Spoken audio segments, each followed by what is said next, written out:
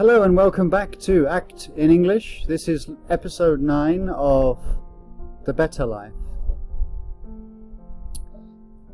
So, without any further ado, let's jump straight into the episode. And let's take a look at the keywords.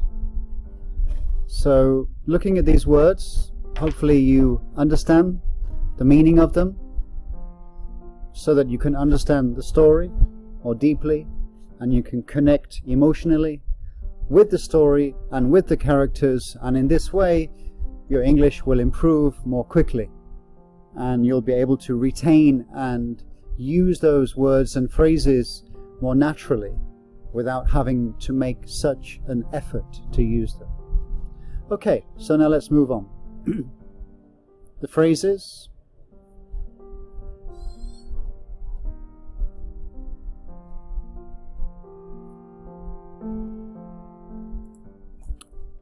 The Better Life, Episode 9, Alex's Decision. Saturday morning, Alex's home office.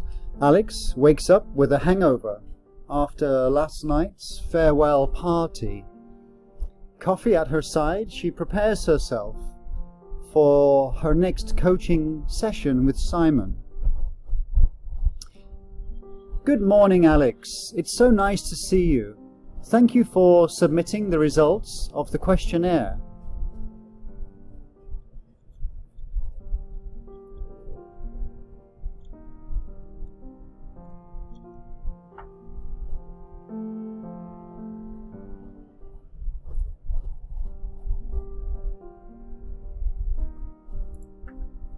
You're very welcome to ask me anything, Alex. I'm an open book.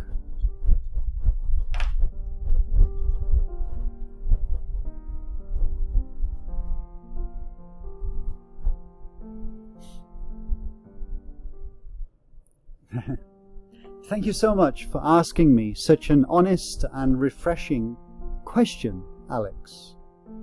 I'm impressed. To answer your question in a nutshell, yes, I care very much, and no, not only for the money. I do it mostly because I know I have the necessary skills, my heart's intentions are pure, and I have the know-how to change my clients' lives for the better.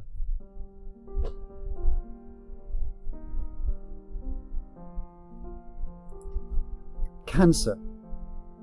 I'm not supposed to be here, Alex. The doctor gave me 3 months to live. I had stomach cancer. That was 2 years ago. But for whatever reason, I miraculously recovered, and I'm fine now. We don't know how precious life is, love is, or anything of value is until it's gone. In my case, I almost died, but I'm here now. Every new day is a blessing for me. My life purpose is to prevent premature death, Alex. The premature death of the spirit is sadly commonplace nowadays. I hope I've answered your question clearly enough.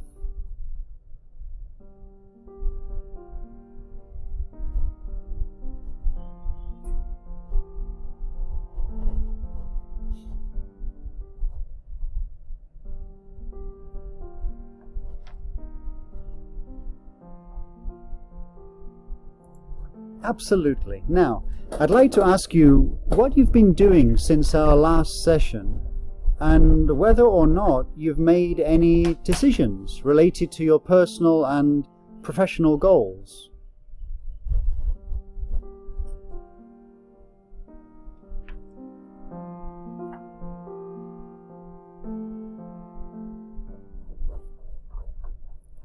So you're moving to Italy?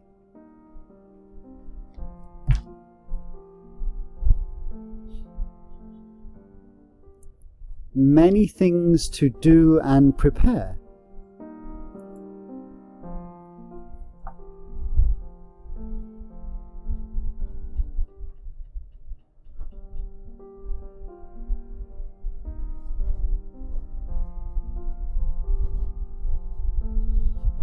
On a scale of 1 to 10, how important is it for you to achieve the goal of moving to Italy and starting a new life? I see. And on a scale of 1 to 10, how much are you willing to give to achieve that goal?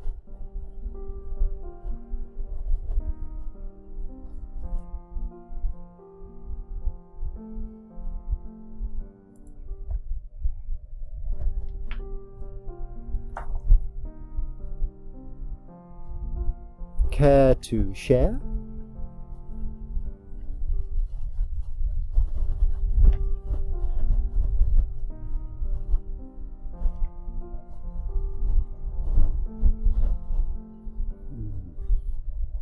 I understand. How do you define love and its true meaning? A mother's love is generally perceived as unconditional. If you had a daughter with an overwhelming desire to pursue something that would ultimately lead her to find fulfillment in life, what advice would you give her? And how would it make you feel to help her fulfill that desire?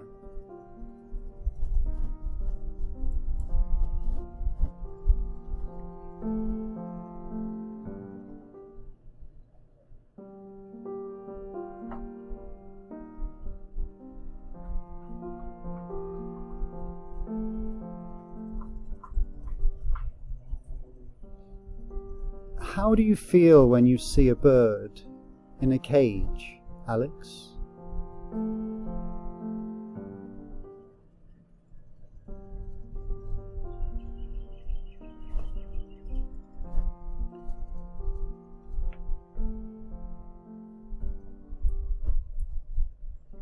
So, freedom is a priority then, Alex. You have a good heart. Perhaps you could gently and lovingly explain your values to your mother.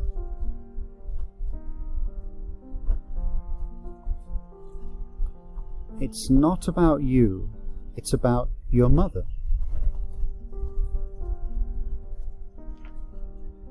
Maybe you need more time to think about that. Alex opens her Evernote app and adds a few entries to her notes. We are nearing the end of today's session, Alex. I sense that we've made progress and you have a clearer understanding of your goals and your core values. So for this week, I'd like you to start working on your short-term goals, one by one. You know, progress often occurs in small steps. Professional hikers, when ascending Everest, they spend very little time gazing at the peak and more time focusing on their footsteps, on each step. This approach helps them avoid falling over and feeling disheartened.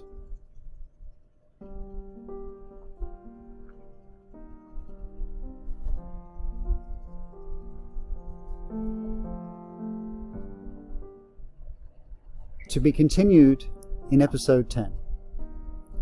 Thank you very much for joining me in this episode.